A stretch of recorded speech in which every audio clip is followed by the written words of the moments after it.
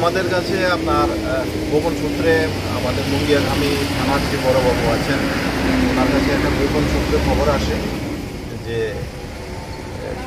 আসামের দিক থেকে একটা গাড়ি আমাদের তেলিয়ামোড়ার দিকে NL01AF 6187 এটা টিপার ট্রাক এর দিকে আসছে এবং ট্রাকটার ভেতরে কন্ট্রাব্যান্ড আর্টিকেলস আছে।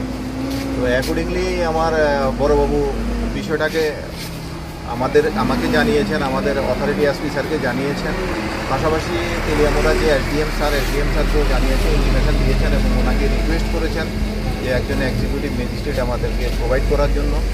আর আমাদের মুঙ্গিয়াগামী আপনার 41 মাইলে যে আমাদের একটা নাকা আছে, নাকা স্টাফদের অ্যালার্ট করা হয়েছে।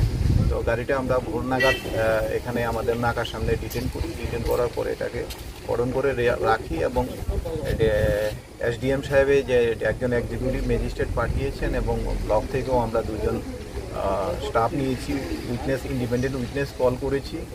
তারপরে আমি নিজে এসেছি, বড়বাবু সহ এক্সিকিউটিভ ম্যাজিস্ট্রেট সহ আমরা সবাই যখন গাড়িটাকে কর্ডন করার পরে দেখলাম গাড়িটাকে স্টোন চিপসে গাড়িটা লোডেড আছে।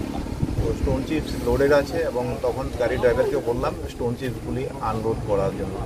তো যখন স্টোন চিপসগুলি যখন গাড়িটা থেকে আনলোড করা হলো তখন আমরা গাড়িটার ভেতর থেকে গোলাপি রঙের প্লাস্টিকের কালারযুক্ত 54টা স্যাক আমরা পেয়েছি। আর এখানে আরেকটা জায়গাতে আমরা 18টা স্যাক পেয়েছি। তো আমরা এগুলিকে দেখলাম যে 54টা এই স্যাকের ভেতরে আপনার স্কোপ আছে, প্রত্যেকটা স্যাকের ভেতরে আপনার 150টা করে স্কোপের বোতল আছে। তো এখানে প্রায় 8100টি স্কোপের বোতল আছে।